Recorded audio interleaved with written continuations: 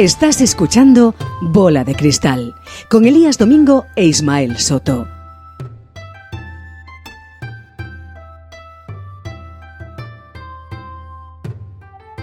Pocos lugares en el mundo resultan más misteriosos para un occidental que Japón. La idea más extendida de Japón asocia al país con la tecnología, pero también con tradiciones y costumbres milenarias que a nuestros ojos resultan difíciles de comprender. ¿Y si te dijera que mirando a Japón podemos adentrarnos en posibles futuros para nuestra propia sociedad? Hola a todos, hola Elías, soy Ismael Soto y hoy en Bola de Cristal viajamos a Japón y nos adentramos en la cultura, economía y sociedad de uno de los países más ricos del mundo, pero también lleno de retos hacia el futuro. Bola de Cristal, el podcast en el que analizamos el presente y te ayudamos a pensar en cómo va a ser el futuro. Hola a todos, hola Ismael, ¿qué tal? ¿Cómo estás? Hola Elías, ¿cómo estás? ¿Cómo estáis todos? Encantado de estar contigo aquí. Un episodio de Bola de Cristal, como bien decías al principio, en el que, cambiamos un poco de tercio y nos acercamos a uno de los países que, como bien decías, ¿no? Para nosotros, para los occidentales, resulta más misterioso, que es Japón. Este archipiélago asiático que está formado por las islas de Hokkaido, Honshu, Shikoku y Kyushu, seguro que me he equivocado y lo he dicho fatal, pero más o menos es así, pues ocupa una superficie total de casi 400.000 kilómetros cuadrados. Para hacernos una idea, España tiene poco más de 500.000. En Japón viven 126 millones de personas, con una cifra de más de 334 habitantes por kilómetro cuadrado, que es más del triple que en España, donde nuestra densidad es de 100 habitantes por kilómetro cuadrado. En términos económicos, Ismael, ¿de qué estamos hablando cuando nos referimos a Japón? Bueno, pues desde la Segunda Guerra Mundial yo creo que su economía ha sido una de las más pujantes del mundo, ¿no? Ocupa el tercer puesto en términos de Producto Interior Bruto nominal, con unos $45.000 per cápita. Y para que te hagas una idea, España tiene unos 30.000.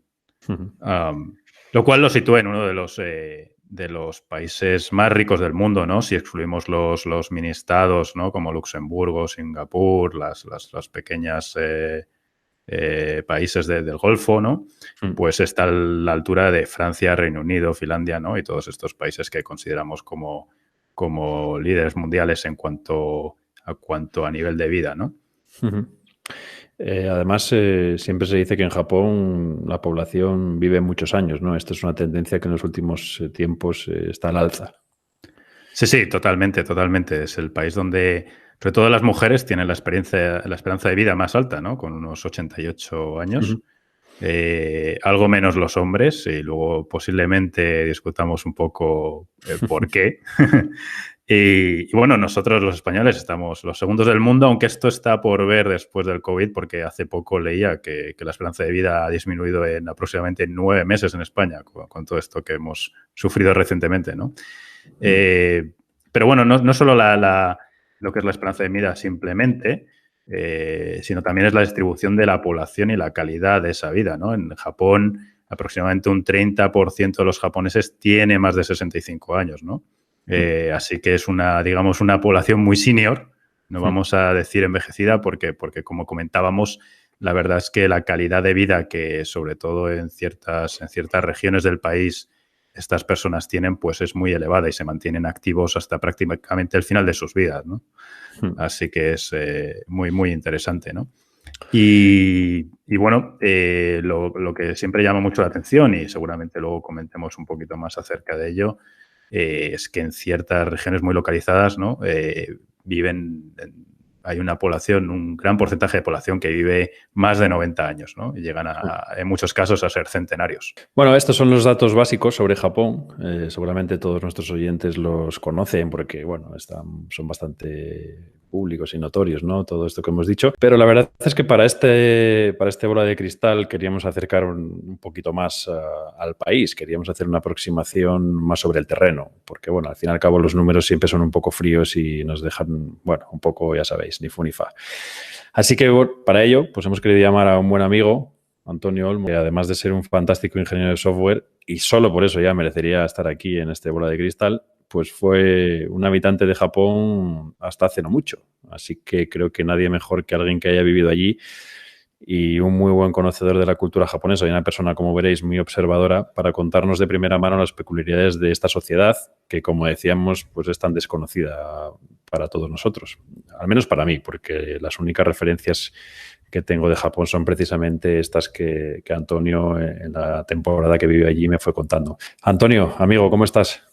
Hola Elías, hola Ismael. Muy bien, encantado de estar aquí con vosotros. Hola, Antonio. Oye, un placer tenerte aquí. Me das mucha envidia porque la verdad es que yo no tengo la oportunidad de conocer Japón. Yo creo que te vamos hoy a acribillar a preguntas y va a ser muy interesante esta conversación. Sí, la verdad es que el hecho de tener aquí a Antonio nos va a permitir conocer un poquito más cómo es en líneas generales la sociedad japonesa. Y la verdad es que esto es un poco cómo queríamos orientar esta primera parte de la conversación con Antonio. Porque al final, detrás de todos esos estereotipos que conocemos de una sociedad ordenada, respetuosa, trabajadora, también hay una sociedad que tiene muchas cosas que la hacen especial y que es muy diferente a la nuestra, ¿no, Antonio? ¿Estoy en lo cierto o realmente estoy dejándome llevar por los toros y la paella?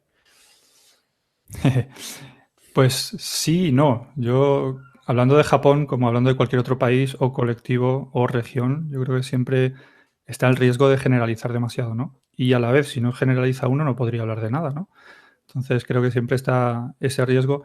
Y con Japón en concreto y con Asia en general, ese riesgo tiene un nombre y es orientalismo, que es esta idea vieja de que, bueno, vieja, de hace ya siglos, de que ha habido interés en Europa, interés intermitente por lo asiático, especialmente por China, pero también por Japón y por otras regiones, y en muchas épocas donde había menos conocimiento y menos comunicación, y también hoy en día se puede caer en el riesgo de generalizar y de pensar que son marcianos, ¿no? Claro. Oye, una pregunta, Antonio, porque supongo que tras la Segunda Guerra Mundial y bueno, la semi-ocupación de ciertas zonas, la presencia, ¿no?, de tropas estadounidenses, ciertas imposiciones que se hicieron al país, ¿no? Cuando hablas de este orientalismo, que son las, curiosidad en Europa por Japón, pero ¿cuál es, cómo de japoneses son los japoneses desde tu experiencia, ¿no? ¿Cómo de puros, digamos, en su cultura, en su forma de ser son y qué influencias tienen mayoritariamente de otros sitios, si es que las tienen, ¿no? Sí, quizá lo que sí es cierto diferenciando con otros países es que es un país bastante homogéneo. Ha tenido una historia muy particular. El hecho de ser una isla, pero no solo, ha hecho que durante mucho tiempo haya estado literalmente cerrado al mundo. Durante décadas y décadas ha estado cerrado hasta, pues, por ejemplo, hasta que el comandante Perry llegó a Yokohama, al puerto de Yokohama famosamente, y volvió a abrir el país al comercio de la tecnología, y el país lo adoptó de una forma brutal y rapidísima y se puso en muy poco tiempo a la altura tecnológica de las potencias de Occidente. Pero es verdad que por haber sido una isla, por haber estado cerrados mucho tiempo, en parte también por defensa propia, porque como han sido siempre satélites de China, que durante siglos ha sido la potencia en Asia y el verdadero imperio en Asia, no les ha quedado más remedio muchas veces que cerrarse por propio instinto de supervivencia. Y por todo eso y por la homogeneidad también genética que tienen, aunque también tienen sus pequeñas variaciones y hay sus habitantes nativos, de los que podemos hablar después si queréis, es verdad que quizá es más fácil simplificar o es más fácil identificar a todo el país con un estereotipo, porque si comparamos con países gigantescos como Brasil o como Estados Unidos o como Rusia, es muy fácil encontrar extremos, es muy fácil encontrar variaciones tremendas dentro del país. Japón, siendo un país relativamente pequeño, relativamente homogéneo, quizás sea más fácil generalizar, por eso sí. En eso que hablas del orientalismo, Antonio, ¿en qué se diferencian, o según tu experiencia o tu punto de vista, Japón y China? Todo Asia o todo el este de Asia visto en su conjunto desde la perspectiva de Occidente y desde un punto de vista muy ingenuo, ¿no?, y un poco, si queréis, casi racista, son sociedades que a nosotros se nos antojan como colectivistas en general, ¿no?, en el sentido de que la opinión y el interés del individuo no es que esté completamente vacía de contenido, pero ocupan un segundo plano, ¿no?, en comparación con los intereses de la comunidad, del país, de la nación. Y eso se manifiesta en esos países en general, de nuevo siendo muy pintando con brocha gorda. Dentro de esa generalidad, quizá se podría ver que Japón el carácter de los japoneses en general es más introvertido, son un poco más homogéneos. Mientras que en China te encuentras quizá cosas como que el espacio personal se viola más fácilmente. En China es más fácil que la gente se coloque físicamente muy cerca de ti, son un poco más extrovertidos, son un poco menos tímidos. Esa podría ser quizá la diferencia principal que un visitante encontraría de primeras, ¿no? En términos económicos, lo hemos dicho antes al principio, ¿no? Es una economía muy fuerte, la japonesa, la tercera del mundo, por detrás de Estados Unidos y China, y sobre todo por ese número de habitantes, 126 millones, que es en términos de población pues más del doble que España, un 50% más que Alemania, el doble que Francia.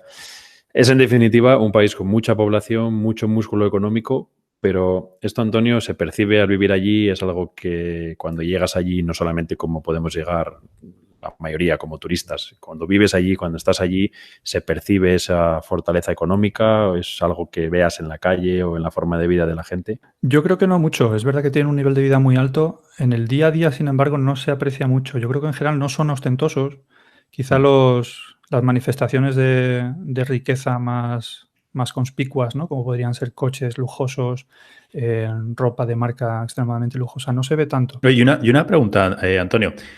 O sea, la percepción que tenemos desde aquí es un poco que la economía japonesa está un poco... ¿no? Son buenos en todo, de algún modo, ¿no? O sea, tienen una industria, por ejemplo, pues en torno al turismo, a la alimentación de una calidad excepcional. Tienen también digamos, una aproximación a industrias de alto valor añadido que es fantástica, ¿no? Tenemos la electrónica, temas desde los videojuegos y el entretenimiento. A nivel de productos también están metidos en temas de ingeniería, ¿no? Energía. Dada tu experiencia, ¿el país va a continuar así, siendo súper bueno y competitivo en todo? ¿O va a estar, digamos, o hay algunos, digamos, nuevos sectores que despuntan en todo esto? ¿Cómo lo ves? Yo creo que la tendencia seguirá porque está muy bien asentada esa industria tecnológica de óptica y de industria puntera, como dices.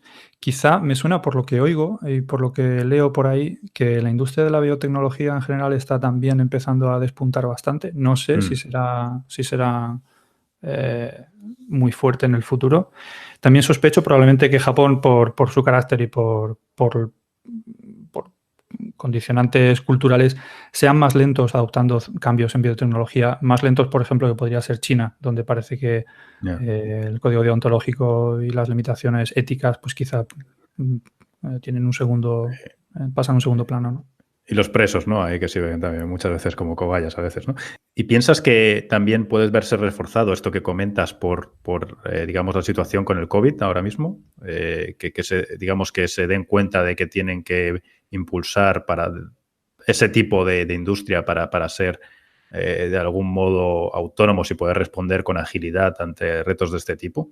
Es posible, no sé si más que otros países o en la misma medida. De todas formas, y aunque es muy difícil, yo creo ahora mismo estar seguro de lo que uno lee y tener cifras rigurosas, me parece que la incidencia en Japón está por debajo de la media, está por debajo que en otros países. Así que quizá no sirva tanto como acicate para ellos. Quizá debería servir más para nosotros en España, ¿no? Si pensamos sobre ciertamente.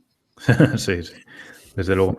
A mí lo que siempre me ha llamado bastante la atención, cuando mirábamos las cifras económicas, ¿no? Bueno, todos estos años, sobre todo desde la crisis del 2008, es encontrarnos con la enorme deuda pública que tiene este país, ¿no? Ellos está por encima del 230% del PIB y siguen haciendo políticas de quantitative easing para aumentar esta deuda, comprando deuda de empresas. Leíamos estas semanas, ¿no? que van a invertir, van a básicamente poner barra libre de liquidez a las empresas para ayudarlas con el COVID. Esto es algo que preocupa a los japoneses de a pie, que prácticamente, si hacemos la división, están debiendo aproximadamente unos $80,000 por cabeza de esta deuda pública. ¿Y dónde estaría un poco el límite de esta confianza, tanto en ellos como en las instituciones que están comprando esa deuda, ¿no? Sí, es verdad que la deuda pública japonesa es tremenda, tan tremenda que, como decís, es la primera del mundo. Es bastante difícil de entender, por lo menos para mí. Contrapuesto a eso, a título individual, Creo que los japoneses son bastante ahorradores y no tengo los datos a mano, pero me parece haber leído y creo que es algo que se mantiene en el tiempo que a nivel personal la gente allí ahorra bastante, lo cual cuadra con este carácter que os decía de cautela, de ser conservadores en lo económico, en lo personal y de ser no ostentosos, ¿no? Es un poco de nuevo tirando de estereotipos y no sé si debería decirlo, no sé si está bien o no, pero el otro estereotipo que tenemos del estadounidense que tira tarjeta de crédito, que vive al día, que renueva el coche cada Sí, sí, 2 sí. años, etcétera, ¿no? Sí, sí, bueno, para que te das una idea, creo que en España estamos entre el 8% de la renta disponible de ahorro y allí están por encima del 25%, o sea que sí, totalmente, totalmente. Claro, claro. Y aparte de eso, hablando de confianza, también hay que tener en cuenta que, con razón o sin razón, la verdad es que la comunidad internacional estima la deuda pública japonesa como de las más seguras del mundo, ¿no? Digamos que en Europa está Alemania, que es la que da la medida de la prima de riesgo, que es la confianza absoluta y el riesgo hipotéticamente cero, pues en Japón sería un poco casi a la misma altura. Con lo cual no creo yo que me extrañaría que a corto plazo o a medio plazo tuviera problemas para financiarse.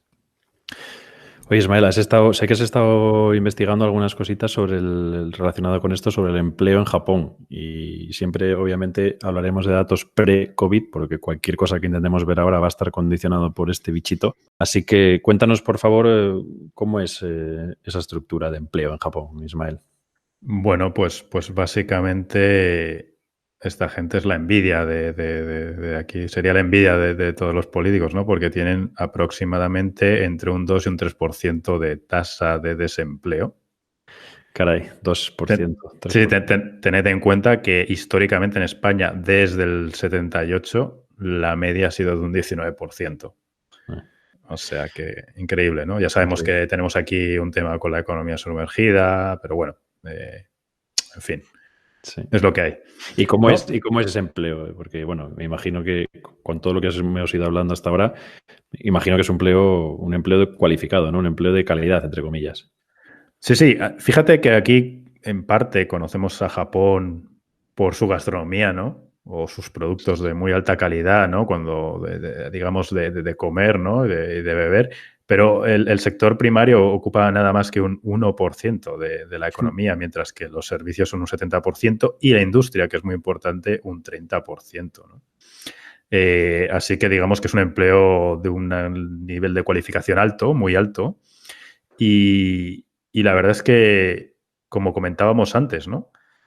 Las empresas japonesas, la verdad es que están, bueno, son líderes o de las más importantes en casi todos los sectores de donde existe alto valor añadido, pero si tuviéramos que dar una lista así más representativa, estaríamos hablando de vehículos de motor, ¿no? Con Toyota ahí liderando el ranking mundial, equipos electrónicos, en barcos precisamente también.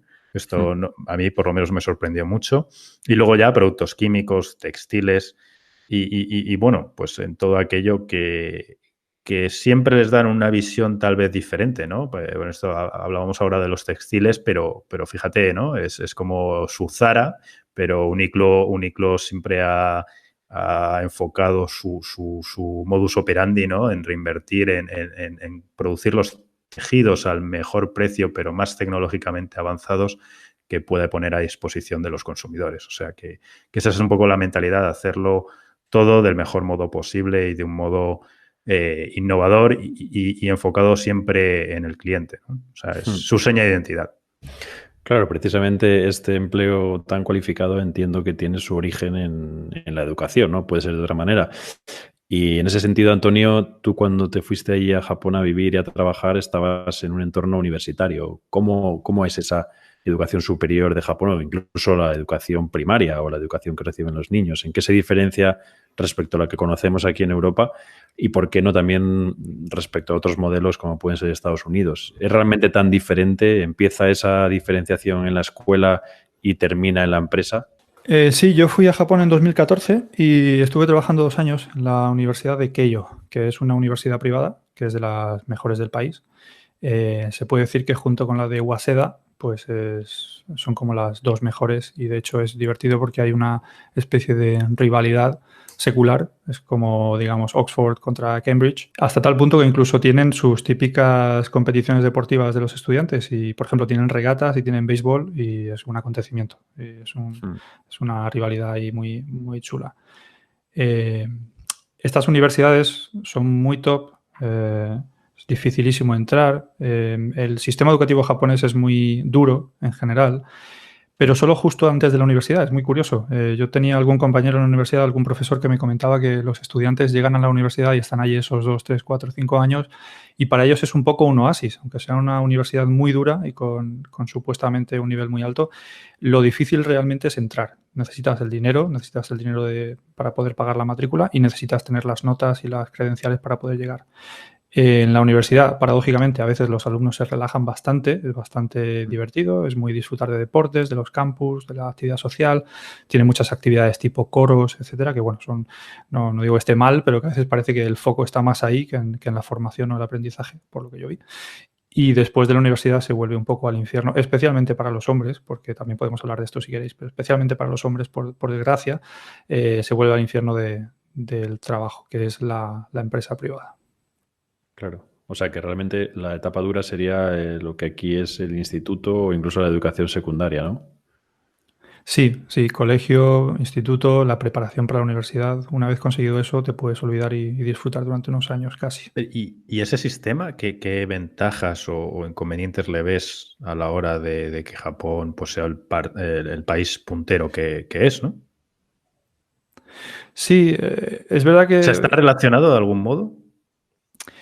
Sí, no, es muy difícil saber el éxito japonés, el éxito económico, ¿no? De producción industrial, de productividad personal, etcétera. Es muy difícil saber qué factores contribuyen y qué factores se vuelven en contra. Los japoneses son, en general, disciplinados, obedecen normas, no se salen de su círculo, no provocan problemas, evitan el conflicto en general, son muy obedientes de la jerarquía dentro de la empresa, dentro de la universidad, y eso pues lógicamente produce beneficios. Podríamos hablar también de los perjuicios a nivel psicológico o emocional o de desarrollo personal, que también los hay, sin duda, pero tiene esa ventaja. Yo creo que los estudiantes son muy disciplinados para llegar a estas universidades, para conseguir estos puestos, y luego cuando están en la empresa trabajan 50, 60, 70 horas a la semana regularmente en muchos casos y no protestan, aceptan eso como su vida y como su rol. Bueno, probablemente la contrapartida es que se pierde mucha innovación, mucha creatividad, mucho tiempo, ¿no? Un tiempo que no es estructurado para innovar o para crear o para imaginar. Sí, esto yo creo que lo vimos muy bien, ¿no? En Fórmula 1 los años atrás, cuando incluso Toyota se tuvo que retirar porque no podía seguir la velocidad de, digamos, de innovación de otras escuderías como Mercedes o Ferrari, ¿no? Este orden, ¿no? Esto que permea, ¿no? También en sus metodologías de trabajo en la empresa, en parte tú lo ves más como una ventaja que como un inconveniente. Es difícil, no sabría yo decirlo. Yo creo que la respuesta a esa pregunta depende de la respuesta a la pregunta que es importante en la vida, ¿no? Es importante el progresar económicamente, el asegurarse un futuro, el asegurarse una jubilación, el estar bien visto por tus vecinos y por tus compañeros de trabajo, o es importante el sentirse realizado, imaginar, tener espacio de asueto, tener 4 hijos si es lo que te apetece en lugar de 1, vivir en un espacio de más de 60 metros cuadrados o no. Yo creo que depende de... Es filosófico ya, ¿no? Sí, pero no puedo evitarlo. Yo creo que si eres una persona con muchísima ambición y con mucha disciplina, este sistema te puede beneficiar. Si eres un outlier en muchos sentidos, y aquí podríamos decir desde, pues no lo sé, desde una persona con una sexualidad distinta, un inmigrante, una persona con el color de piel diferente, un transexual, una persona con autismo, yo creo que todo esto se vuelve en tu contra. Y creo que en general esas personas tienen la vida un poco más difícil en Japón que la tendrían en Occidente. A ver, Elías, déjame desbarrar aquí un poco porque es que Venga, dale. súper interesante, ¿no? Pero, a ver, Antonio, entonces, por ejemplo, leía hace unos días que han disminuido los suicidios en Japón más de un 20% porque el confinamiento les ha hecho precisamente sentirse menos presionados socialmente, ¿no? Entonces, joder, y luego a raíz de tus palabras piensas oye, esta gente inició todo el camino de, digamos, de la electrónica, incluso la electrónica de consumo, ¿no? Tienes algunas excepciones como Apple en Estados Unidos, pero luego realmente se han quedado bastante atrás en crear productos para el resto del mundo, ¿no? Y esto puede estar conectado un poco también con los temas de aislamiento que comentabas al principio de la conversación, con esto que comentas, ¿no? De las presiones sociales y las reglas muy establecidas. Ellos no ven, en cierto modo, de donde estaban a lo que, digamos, no han conseguido hacia el resto del mundo ningún tipo de, no sé si llamarlo fracaso, ¿no? Pero que se están quedando un poco atrás en algunos sentidos. Puede ser, puede ser. Yo creo que el golpe psicológico cuando hace unos años, no me acuerdo exactamente cuándo, cuando China le sobrepasó como el país con mayor Producto Interior Bruto, ¿no? Yo me imagino que el golpe psicológico en la psique colectiva del país debió ser importante. Especialmente porque si les hubiera pasado en Producto Interior Bruto Australia o Austria, no importaría. Pero China es un poco el enemigo secular, por más que las cosas sean bastante más pacíficas hoy en día, ¿no? La mitad de los japoneses arrastran un complejo de culpa por lo que hicieron sus antepasados durante la Segunda Guerra Mundial en la Guerra del Pacífico. La otra mitad, y estoy simplificando muchísimo, son un poco nacionalistas y un poco nostálgicos de ese poder japonés perdido, ¿no? Entonces, yo no sé si se repondrán y cuál es la receta, pero ahí y quizá me adelanto un poco a lo que podemos hablar luego de predicciones, pero se les vuelve muy en contra, aparte del carácter homogéneo y disciplinado, se les vuelve muy en contra que ponen muchísimas trabas a la inmigración, muchísimas, y eso, aparte de no ayudar con la baja tasa de natalidad, les condiciona muchísimo en cuanto a innovación y emprendimiento. Claro, claro. Bueno, yo te cuento algo, Antonio. Yo estuve viviendo en Pekín 7 meses y me acuerdo un día volviendo del trabajo con mi jefe, el que era allí mi jefe, que era chino, ¿no? Estábamos hablando, ¿no? Sobre esta rivalidad entre Japón y China que tú comentabas, y yo le pregunté, bueno, pues además justo ahí había habido algo de tensiones en el mar por unos barcos y demás, y que Japón empezaba como a comprar más material militar. Esto, para que te das una idea, era en 2010, ¿no?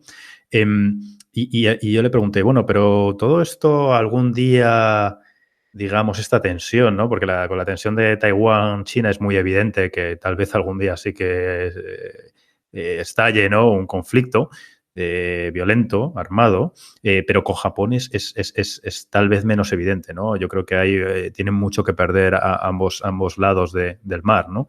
Pero él me dijo, y a ver, ¿cuál es tu opinión, no? Él me dijo, algún día llegará algún líder chino que querrá dar ese paso y posiblemente haya un conflicto. ¿Cuál es un poco tu opinión ligado a lo que decías, ¿no? De ese daño en el orgullo tras ser sobrepasados por China, y no solo a nivel de tamaño, sino ya casi a nivel tecnológico en muchos casos? Claro, claro. Yo creo que sería... las fuerzas ahora mismo son muy desiguales, creo. Japón, después de la ocupación estadounidense, después del final de la Guerra del Pacífico, una de las imposiciones que tuvieron que acatar, aparte de muchísimas otras cosas que les humillaron, por así decirlo, fue el renunciar permanentemente a tener un ejército. Esto, aunque es un poco nominal, porque en el fondo tienen un ejército, pero lo que significa es que lo que tienen son fuerzas de autodefensa. Es un poco la neolengua, ¿no? Es un ejército flojito. Y tienen ciertas limitaciones. Cada vez que el ejército hace algo, se mira con muchísima cautela dentro de Japón y especialmente fuera, porque de nuevo tienen ese fantasma presente de la expansión japonesa, a la que temen mucho. Si hoy en día hubiese un conflicto, creo que sería súper difícil, mejor dicho, sería súper rápido, porque de nuevo las fuerzas están son muy desiguales, ¿no? Es verdad que acudiría a la ayuda de Japón, pues no sé, la OTAN, Estados Unidos, la comunidad internacional en general. Pero como a la vez dependemos tantísimo de China, me parece que sería muy difícil tomar partido. Bueno, la OTAN ya no sé si va a ayudar nada, ¿no? Porque es verdad. Porque viendo los líos que tenemos entre Turquía, Estados Unidos y demás, a saber. Pero sí, totalmente. Yo quizás soy muy ingenuo, pero yo siempre pienso en esto que se dice de que este dato, que es cierto por lo visto, que hace muchos años que no hay una guerra entre dos democracias, ¿no? En todo el mundo. Y con el auge del comercio, la globalización, la interdependencia que tienen los países y el progreso tímido, quizá difícil, de China hacia la democracia, quiero pensar ingenuamente que si compramos una década o dos más y eso avanza de alguna forma y se dan ciertos movimientos en Hong Kong, Hong Kong contagia de democracia al resto de China, seguramente soy muy ingenuo, pero si consiguiéramos que eso fuese así, la probabilidad de conflicto armado disminuiría muchísimo. Bueno, yo personalmente no lo veo, pero sí sería la solución tal vez, sí. Oye, Antonio, aprovechando que estás aquí, que conoces bien Japón, que aquí también nos gusta también contar anécdotas, ¿qué cosas has visto tú allí que tienen que ver con el orden, con la pulcritud, con ser tan metódico? Cuéntanos un par de cosas que realmente nos pongan en perspectiva de cómo son realmente de ordenados, que yo creo que, por lo que me habías contado en su momento, se pasan de ordenados, ¿no? Dan la vuelta al círculo y lo convierten en algo que supuestamente es bueno en algo malo o que puede llegar a ser malo. ¿Qué anécdotas nos podrías contar sobre esto? Sí, de nuevo depende de cómo sea uno y cuáles sean sus prioridades, ¿no? A veces el orden y la pulcritud es ideal y perfecto y te hace sentir muy cómodo y muy a gusto, vayas a donde vayas, y otras veces es un poco opresivo. Sí. Os puedo contar, por ejemplo, cuando llegué allí, como os decía, en verano del 2014, pocos meses después tuve un viaje de trabajo y fui una semana a California. A la vuelta me tocó justificar los gastos del viaje, avión, alojamiento, unas dietas, etcétera. Bueno, pues el proceso habitual que muchos conocéis de adjuntar la tarjeta de embarque, la factura del hotel, etcétera, y justificarlo bien y rellenar un formulario para que te reintegren lo que has pagado durante el viaje. Sí. Bueno, pues ayer lo estaba mirando justo preparándome para hablar con vosotros porque quería confirmar el dato porque ya ha pasado el tiempo y me cuesta creerlo, pero rellené 17 hojas de formularios y las rellené 3 veces porque hasta la tercera no lo hice bien. Tuve que justificar cada gasto, poner todos los datos, etcétera, y la tuve que rehacer porque las 2 primeras veces, a la hora de sumar todos los importes, hacer el cambio de divisa de dólares a yenes, etcétera, no me cuadraba la suma con lo que esperaban por un yen. Y un yen, para quien no esté al tanto de los cambios, y yo no estoy al tanto de los cambios porque ya no hace tiempo que no voy a Japón, pero un yen era más o menos lo que eran nuestras pesetas. Es decir, hoy en día un yen es menos de 1 céntimo de euro. O sea que para que veáis. Pero luego es gracioso porque es muy fácil coger la tarjeta de embarque que tienes en un PDF y tú mismo podrías editarla y modificarla o crearla si quieres. Es un poco... Son más apariencia que fondo. Pero bueno, se ponen así. Oye, y en el día a día, en lo que puede ser desplazarse, moverse, alquilar un piso, también se nota este metodismo, supongo, ¿no? Sí, muchísimo. Ahora que dices piso, por ejemplo, cuando volví a Europa y dejé el piso que tenía en Tokio, era un estudio, lo que aquí llamaríamos un estudio, donde yo vivía solo. Me lo dieron vacío, tuve que devolverlo vacío, eso pues tuve que sacar muebles, todas mis pertenencias, etcétera. Y el último día, horas antes de recibir a la casera para darles las llaves y comprobar que todo estaba bien y recibir la fianza, etcétera, unas horas antes, pues lo que me sobraban en el piso, que ya estaba limpio y vacío, eran 4 perchas que tenía colgadas en el armario y que dije, no me voy a llevar unas perchas en el avión y no las quiero tirar porque es una lástima. Digo, el siguiente ocupante del piso probablemente aprecie que alguien le deje 4 perchas. Lo dejé con inocencia y cuando vino la casera y dio el repaso al piso me dijo que no, que 4 perchas no estaban ahí cuando yo llegué, que no podían estar cuando me iba. Y cosas por el estilo. Bola de Cristal, el podcast en el que analizamos el presente y te ayudamos a pensar en cómo va a ser el futuro. Volviendo al tema de la esperanza de vida de Japón, quizás uno de los motivos por los que exhiben esa salud de hierro es la alimentación, ¿no? Japón es el país líder en consumo mundial de pescado, donde, por cierto, España es el segundo país. Y aquí también volvemos a tener estos vínculos España-Japón, pese a que claramente son culturas bien diferentes. Pero es cierto que el tema del pescado, el sushi, ha sabido traspasar las fronteras.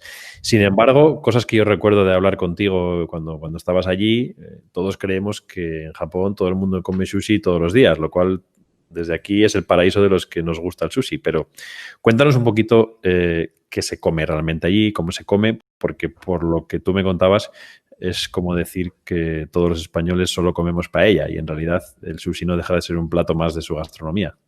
Claro, claro. El pescado es una base muy importante, tienen muchos platos con pescado, pero tienen pastas y carnes y sopas y ensaladas muy variadas.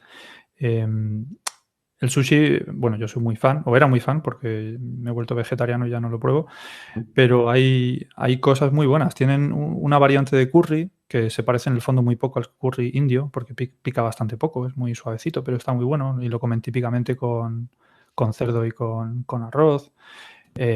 Tienen guisos, hay un guiso, por ejemplo, que se llama nabe, que tradicionalmente es el que toman los luchadores de sumo antes de saltar al ring. Y de hecho, cuando vas a ver el sumo, típicamente pues sales después y te tomas un nabe, ¿no? Para seguir un poco con la temática del día. Sí. Tienen dulces que la verdad es que para nosotros son bastante extravagantes porque sus dulces no son muy dulces. Yo siempre digo que Asia, el fuerte de Asia no son las cosas dulces como las conocemos en Occidente. Pero bueno, a su manera están buenos. Tienen una cosa que llaman meron pan. Es una especie de bollo dulce que está rico. Y bueno, 1000 cosas que se pueden probar como ramen, que también es bastante popular en Europa, tempura, gyozas. Si vais a Hiroshima, no dejéis de probar el okonomiyaki, que es una especie de tortilla de noodles con carne y con verduras que está buenísima. 1000 cosas. Joder, qué bueno. Y desde tu punto de vista, ¿no? Porque lo que pasa mucho con Asia, ¿no? Que cuando, sobre todo los chinos, ¿no? Los chinos de aquí no son restaurantes chinos como los de allí. Ahora yo creo que, bueno, aparte del sushi, sí que se está lanzando algo de más parecido a un concepto del día a día de comida fuera de casa de Japón. Algunos sitios que veas tú que están, digamos, pareciéndose más, o cómo de parecido es el típico restaurante japonés aquí a lo que realmente hay allí. Sí, hay de todo. Hay un montón de japoneses en España que son chinos. Aunque se llamen japoneses y ponga sushi. Y es normal y me parece bien, simplemente porque hay, yo creo, una comunidad de inmigrantes china mucho mayor en España y es normal. Pero si uno quiere intentar ir a lo auténtico e intentar probarlo lo más japonés, y uno puede, el truco es intentar ver que el texto esté en japonés y no en chino o en español o en inglés. Pero bueno, eso puede no ser trivial, claro. En general, si uno prueba el sushi aquí y quieres imaginarte cómo es el sushi de verdad allí, tienes que coger el sushi que tenemos en España y multiplicar el tamaño del pescado por 2.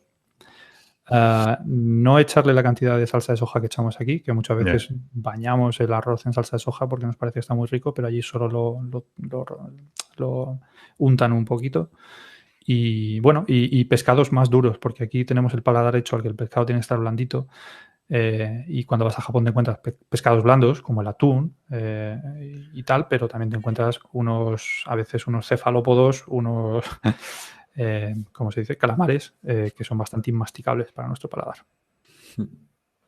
Oye, antes estábamos hablando de las cosas en las que España y Japón se parecen y no quiero, aunque cambie radicalmente de tema, no quiero dejar pasar por alto el tema también de la natalidad, porque en Japón nacen 7 niños por cada 1000 habitantes, hay 1,43 hijos por mujer. Esto de nuevo son datos fríos, así tirados sin más, pero es cierto que es una tasa muy parecida a la de España. Y allí, Antonio, ¿cómo se vive esto?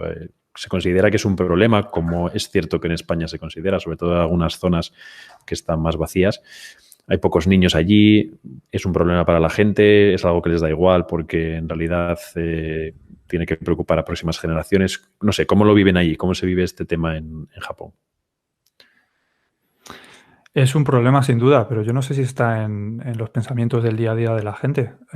Es posible que lo que ocurra es que en la balanza de los pros y los contras, los japoneses siguen siendo más reacios a la inmigración, por ejemplo, que favorables a la maternidad. Y por desgracia eso sigue siendo así.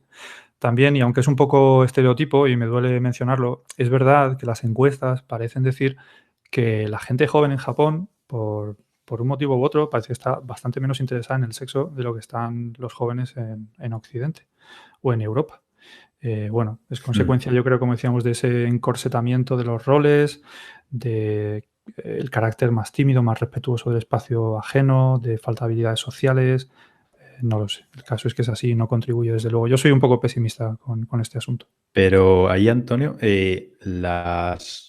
aquí, porque aquí estamos, ¿no? Son cifras muy parecidas a las que tenemos aquí. Seguramente por causas diferentes, ¿no? Aquí tal vez es menos encorsetamiento, pero más dificultades económicas, ¿no? Y del mercado laboral, acceso a buenos trabajos estables y demás. Y luego también porque, no sé, pues también yo creo que hay un factor importante, y esto es a discutir completamente, tal vez en otro episodio, relacionado con nuestro nivel de compromiso, que no nos gusta sacrificar lo bien y disfrutones que vivimos, ¿no? El día a día sin hijos. Pero aquí se habla mucho del impacto en las pensiones, en el sistema de la seguridad social. Allí estos temas también son candentes. ¿Cómo ven el impacto de esta tasa de natalidad en su sistema de pensiones, que es muy diferente al nuestro, ¿no? Pero ¿cómo ven ese futuro, ¿no? Porque aquí siempre se escucha que en el futuro, digamos, muchos trabajos serán hechos por robots. Allí han hecho una apuesta muy larga, muy profunda por ello. Pero en cualquier caso parece que no se llega al nivel de sofisticación que ellos a veces intentan vender, ¿no? ¿Cuál es tu opinión? Creo que ellos lidian con este problema que va a aumentar, va a ser más importante en el futuro de varias maneras. Una de ellas, que no lo he mencionado, pero ahora que lo dices es divertido, cuando viajas por allí también como turista, cuando vives allí, ves muchos señores, especialmente hombres, mayores, que claramente tienen más de 60 y más de 70 años, con relativa frecuencia, haciendo ciertos trabajos muy poco cualificados en la calle o en edificios. Por ejemplo, yo me acuerdo siempre, cito, que me parecía muy divertido, aunque es un poco triste si lo piensas, que había bastantes hombres uniformados, como súper formales, con un rol muy definido, que lo que iban haciendo era por las aceras en Tokio, moviendo las bicicletas que estaban aparcadas para alinearlas correctamente, para ponerlas pegadas al borde de la calzada, para que no estuvieran torcidas, para que una bicicleta no ocupase el espacio de dos, pues se dedican a eso. No tengo ni idea de cuánto les pagan, pero desde nuestra óptica, ver a personas que desde luego se han ganado la jubilación más que de sobra haciendo esto, creo que es porque en algunos casos no les queda otro remedio. Entonces es uno de sus parches malos, probablemente discutibles, pero bueno, son las cosas que hacen. Y lo otro es lo que te digo, que aunque es verdad que se menciona el problema en los periódicos y de vez en cuando en los medios de comunicación allí, es muy sorprendente la reticencia que tienen a abrir las fronteras. Tienen un nivel de restricción en la inmigración que si lo propusiéramos para Estados Unidos o para España o para cualquier país de estos occidentales, nos parecería escandaloso o fascista. Si alguien lo propusiera diría, bueno, quieres cerrar el país por completo, eres un nacionalista, xenófobo. Bueno, ese es el nivel que tienen allí. Y la discusión puede ser si incrementarlo marginalmente un poquito o reducirlo un poquito, pero no hacer el cambio radical que la economía realmente necesita. Aquí diríamos todos fachas. Sí, está claro. Claro, lo he contado. Bueno, si os parece, yo creo que después de este repaso que hemos dado a Japón vamos a dejar descansar un poquito a Antonio, que ya le hemos hecho muchas preguntas, y vamos a pasar a meternos de lleno en nuestra sección de predicciones, una de nuestras favoritas. Vamos a ver si hemos encontrado algo de Japón que creemos que va a ser protagonista en nuestra vida, en España, aquí, o por lo menos en la sociedad occidental en el corto y medio plazo. Estás escuchando Bola de Cristal, con Elías Domingo e Ismael Soto. Pues ya estamos de lleno en nuestra bola de cristal, nuestra sección de predicciones que, como sabéis, es la quinta esencia de este podcast, porque aquí la verdad es que hacemos predicciones. Cierto es que muchas son improbables, pero bueno, creo que nunca son descabelladas. Y en este caso vamos a ver qué aspectos de la cultura japonesa podremos tener en nuestra vida en los próximos años. ¿Quieres empezar tú, Ismael? ¿Empiezo yo? ¿Cómo lo ves? Dale tú, Elías, que esto me impone bastante. Venga, pues vamos allá. Vamos con mi primera predicción. Yo creo que es bastante evidente a raíz de lo que hemos hablado y no me gusta mucho, pero bueno, creo que el tema de la deuda pública desbocada que tiene Japón es algo que nos vamos a traer aquí para Occidente y en particular para España, sobre todo a tenor de los últimos acontecimientos que hemos tenido en nuestro país en estos últimos meses y lo que nos queda por vivir. Ahora mismo estamos por encima del 100% del PIB de deuda, pero es que venimos de un escenario del 35% en 2007, hace, cierto es, ya 13 años. Pero bueno, Japón va, como decíamos antes, más del 230%, concretamente 234%, el último dato que hemos visto. Así que creo que esto es como aquello del elefante que se balanceaba y fueron a llamar a otro elefante, ¿no? Si Japón lo ha hecho, alguno se preguntará por qué España o Francia o Alemania no va a poder hacerlo. Y creo que, sinceramente, entrar en esta espiral de deuda pública con varias generaciones endeudadas, teniendo en cuenta que la cultura española es bastante diferente de la japonesa, no sé cómo le vendrá a nuestros servicios públicos y al futuro del país. Pero bueno, como digo, esa es mi predicción, que quizás sin que sirva de precedente, espero que no se cumpla. Bueno, pero macho, vas a matar a Merkel de un susto con esto. ¿Esto lo ves en el corto plazo, es decir, derivado del COVID, o vamos a seguir creciendo la deuda y esto se dará en los próximos años?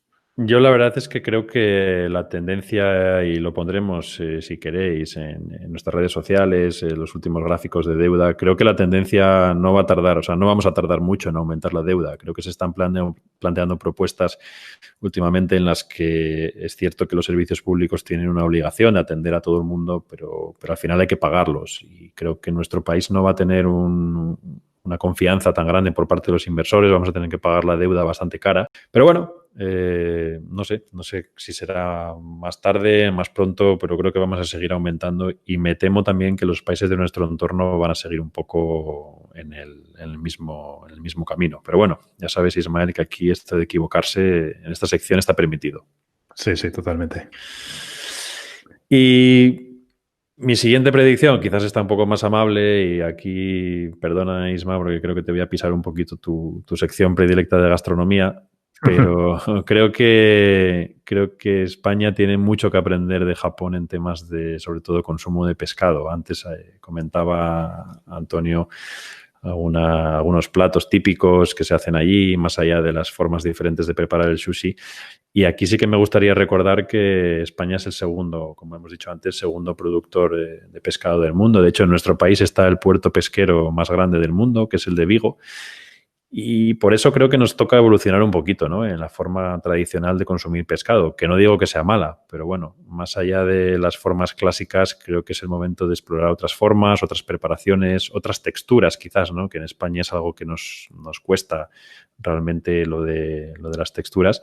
Y creo que si miramos a Japón podremos aprender muchas cosas, no solamente en el sushi, que creo que poco a poco está asentándose en nuestro país, sino en todas las formas estas que Antonio nos estaba comentando antes. Así que esta es mi predicción gastronómica. ¿Cómo lo ves, Ismael?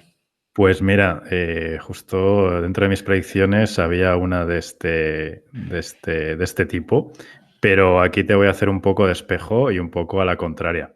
Venga. Sinceramente, creo que más allá del sushi occidentalizado, ¿no?, que pedimos un poco a casa y más allá de algunos restaurantes top, vamos a ver en estos próximos, digamos, meses y años un estancamiento, ¿no?, de las tendencias que nos vienen de Japón. Es mi opinión. Creo que el efecto COVID va a hacer que volvamos a un mindset un poco más tradicional, y que no se avance tanto como tú dices. Pero bueno, ya veremos. Así que ahí podemos ver qué sucede y qué no, y comparar con las predicciones, desde luego. Bueno, siempre podremos decir que en el podcast hemos acertado, ¿no? Porque si decimos sí, lo mismo y lo contrario, pues nadie nos podrá acusar de no acertar.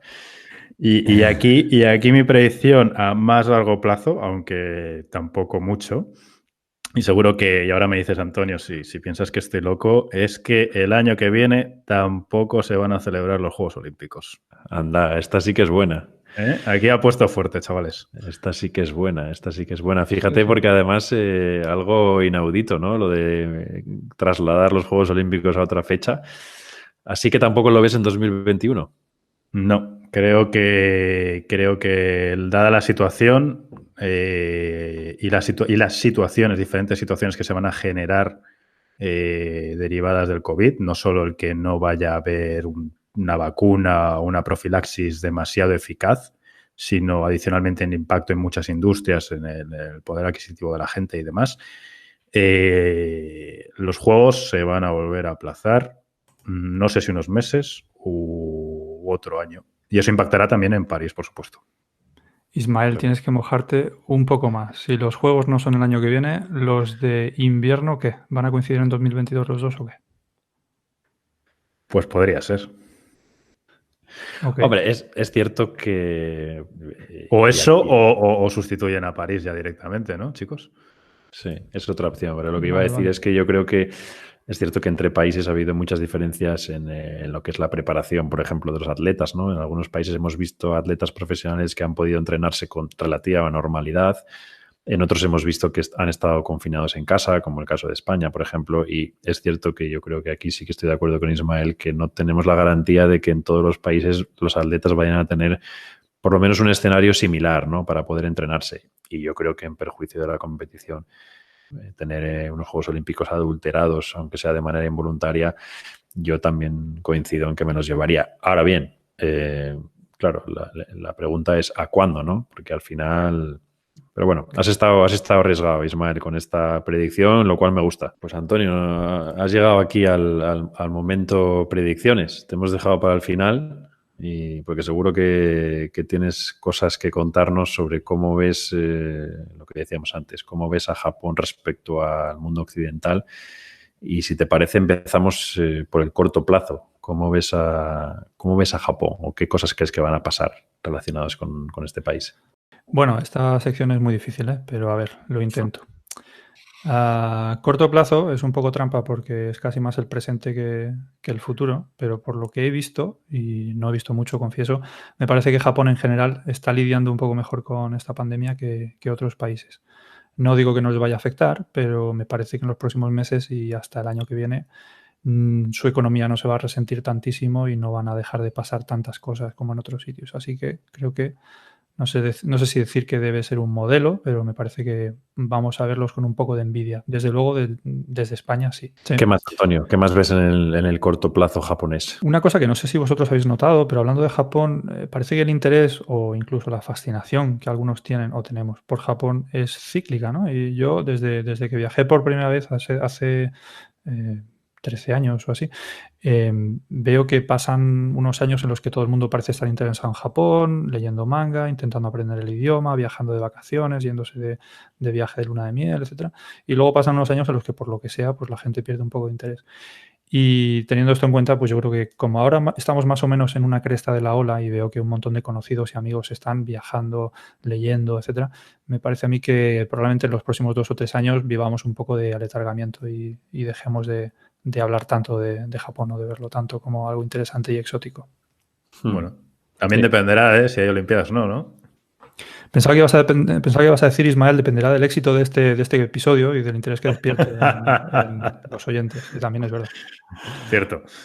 No, pero es cierto que quizás el tema de los Juegos Olímpicos haya sido un poco la punta de esa subida, ¿no? Pero no, interesante, Antonio. No había pensado que es cierto el carácter cíclico de Japón.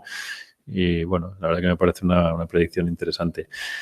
Largo plazo, largo plazo es difícil, pero bueno, esta sección es difícil. Sí, es muy difícil. Yo ya lo he mencionado un poco antes, pero aquí recupero lo que comentaba de que me parece a mí que viendo lo que lleva años pasando, no creo yo que Japón se reforme y se abra a la inmigración, a adoptar costumbres extranjeras, a renovar su sistema, los sistemas de gestión dentro de las empresas, el sistema educativo, sobre todo a aceptar más inmigrantes. Y no creo que vaya a pasar. Y espero, como decías tú antes, Elías, espero equivocarme en esto también. Sí, interesante esta predicción. Y venga, una última para cerrar. Venga, pues como decía antes, y de nuevo creo que soy ingenuo, pero bueno, wishful thinking. Venga. Quiero pensar que hemos pasado, vamos a pasar muy pronto el punto ese de no retorno, donde el movimiento de capitales y personas, la globalización, el comercio, ya ha llegado al punto en el cual es muy difícil que esté en el interés de China o de Japón o de Corea o de Taiwán iniciar un conflicto armado. Seguramente seguirá habiendo estos incidentes casi folclóricos en estas islas, ¿no? Que se disputan continuamente porque, bueno, para la prensa es muy atractivo, da muchos puntos a los líderes de cada parte, pero no creo que llegue más allá, o quiero pensar que no va a llegar más allá. Ojalá tenga razón en esto. Pues sí, ojalá. Interesante. Cuéntanos, Ismael, cómo poder seguir estas predicciones en redes sociales para que nos acribillen a críticas. Sí, totalmente. Pues recordad que vamos a subir estas predicciones para ver qué opináis a nuestro Twitter, @bdc_podcast, y en nuestra página de LinkedIn, Bola de Cristal. Y nada, recordad que vamos a ir siguiendo estas predicciones y al final de cada temporada haremos un evento especial para ver quiénes son los ganadores o no.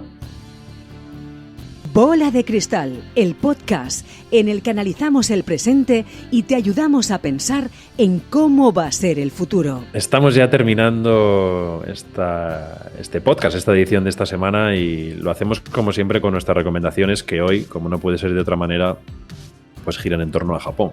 Y creo que ahora sí es el momento de exprimir al máximo a nuestro amigo Antonio para que nos dé las pistas sobre lo que seguir. Bueno, Ismael, creo que tú y yo, más allá de un Kit Kat sabor wasabi que vi el otro día en el súper, no sé si vamos a poder ayudar mucho. Wasabi, flipas. A ver. Sí, lo que oyes. Yo la verdad es que os digo que os voy a hacer una pequeña recomendación de alguien que le gusta mucho el dulce, pero que, como decía antes Antonio, quizás Japón no es el país más indicado para ello. Pero una vez me trajiste, Antonio, no sé si recordarás, un bizcocho con té matcha, que venía así muy, muy bonito envuelto, muy japonés el envoltorio. Y la verdad es que lo recuerdo como un sabor muy, muy bueno. Sí, no es tan raro el sabor este del té matcha en muchas cosas. A mí no me gusta, y me alegré mucho cuando vi que te gustaba a ti, porque en general, como no soy muy de té, pues me cuestan esos sabores, pero cuando vaya otra vez te traigo otro. Sin más dilación, Antonio, 3 cosas de Japón, bueno, 3 o más, pero bueno, por hacerlo más operativo, ¿qué 3 cosas principales destacarías sobre Japón que los españolitos de a pie tenemos que probar o conocer para hacernos una mejor idea de lo que es este país? Bueno, ya hemos mencionado algunas, pero venga, se me han ocurrido 3 y para que sea más fácil, son recomendaciones que están hechas de bits y no de átomos. Es decir, que cualquiera que nos esté escuchando, si siente curiosidad, puede inmediatamente suscribirse, comprarlo, leerlo, porque es fácil, no son cosas físicas. Genial. El primero que os propongo es un blog que es casi obligado, y quizá mucha de la gente que nos escucha o alguna de la gente lo conozca ya, porque es muy, muy popular dentro del nicho de cosas raras de Japón, claro, que no deja de ser un nicho, y es el blog de Kirai. Kirai con K. Es el seudónimo de un chico, de un español, de un valenciano que lleva en Japón, en Tokio, pues no sé si ahora 15 años o más. Yo lo conocí cuando estaba allí. El tipo es fantástico, tiene un montón de inquietudes y lleva, como digo, años blogueando desde allí y compartiendo cosas, ¿vale? El blog es kirainet.com, con K y todo junto, ¿vale? kirainet.com. Y es un clasicazo, ¿eh? Un clasicazo. Sí, muy sí, interesante. Sí. Muy buena esta. ¿Qué más, Antonio? Venga, el segundo, y aquí, bueno, si no he sido original el primero, seguramente en el segundo menos, pero tengo que decirlo porque yo soy un enamorado. El manga, que quizá alguien tenga alguna reticencia, algún prejuicio pensando que son cositas de niños o cosas que leíamos cuando teníamos 15 años. Hay mangas que son fantásticos y en concreto a mí Akira es uno que me enamora y lo estoy releyendo ahora después de años. El Akira completo son 6 tomos. Cuesta mucho pensar que es un manga que se editó hace más de 30 años porque parece que no pasa el tiempo y cada viñeta es un lujo de detalle y de artesanía. O sea, lo mejor de la ficción científica venido de Japón seguramente sea Akira. Así que ahí lo dejo. Qué bueno. Mucho mejor que mi Kit Kat Wasabi, sin duda. Sin duda. Venga, y un tercero ya para terminar. Venga, y el tercero, pensando que la gente que nos esté escuchando, por definición, es gente que escucha podcasts, pues me vino a la cabeza un podcast que escucho de vez en cuando, que se llama Disrupting Japan, ¿vale? No sé cómo se diría, Disrumpiendo Japón. Sí. Que es en inglés y lo hace un estadounidense que también conocí cuando estaba allí, muy majo, se llama Tim Romero y es un hombre que lleva allí años, muy ligado a la escena de emprendimiento y de startups en Japón y en Tokio en concreto. Así que para quien esté interesado en esa escena dentro del universo japonés, pues Disrupting Japan. La URL es disruptingjapan.com. Perfecto, Antonio, muy, muy interesante. Como siempre, recordad que pondremos estas recomendaciones, incluido el enlace al Kit Kat Wasabi que he visto en Amazon. Lo tendréis en nuestro Twitter, @bdc_podcast, en nuestra página de LinkedIn. Y además también tendréis, por supuesto, todos estos enlaces al blog, al podcast, para que lo podáis comprobar y ver en un momento. Bola de Cristal, con Elías Domingo e Ismael Soto. Pues hasta aquí nuestro podcast de hoy, nuestra bola de cristal. Muchísimas gracias a Antonio Olmo por acompañarnos y, bueno, sobre todo por someterse a este bombardeo de preguntas. Pero creo, Antonio, que realmente ha sido una conversación muy interesante y que ahora, después de esta charla, conocemos un poquito mejor este país tan desconocido para todos. Nada, muchas gracias a vosotros, ha sido un placer. La verdad es que hablar de Japón siempre me gusta.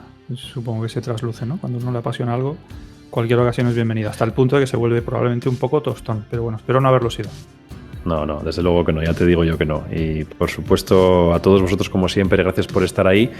Seguimos en contacto en redes sociales y no sé, Ismael, si nos hemos dejado algo en la recámara, seguro que sí, pero bueno, tendremos más bola de cristal, ¿no? Totalmente, Japón es una experiencia muy vasta, ¿no? Y yo creo que podemos dedicar más programas a su gastronomía, como los whiskies que comentábamos el otro día, a ese Kit Kat de wasabi que tú has recomendado. Queda pendiente. Y hay mucho que contar todavía y yo solo dar las gracias a Antonio, ¿no? Porque tenemos muchas ganas de visitar aquello y ha sido muy interesante todo lo que nos has contado. Gracias a vosotros, encantado. Volvemos por aquí cuando queráis. Chao. Gracias, Antonio. Recordad que, como siempre, pondremos todas las fuentes, todos los enlaces a las recomendaciones en estas notas del podcast y nada más. La próxima semana volvemos con más bola de cristal. Hasta luego, Ismael. Cuidaros mucho, amigos. Hasta la vista. Hasta luego y recordad que nos vemos en el futuro. Bola de Cristal, el podcast en el que analizamos el presente y te ayudamos a pensar en cómo va a ser el futuro.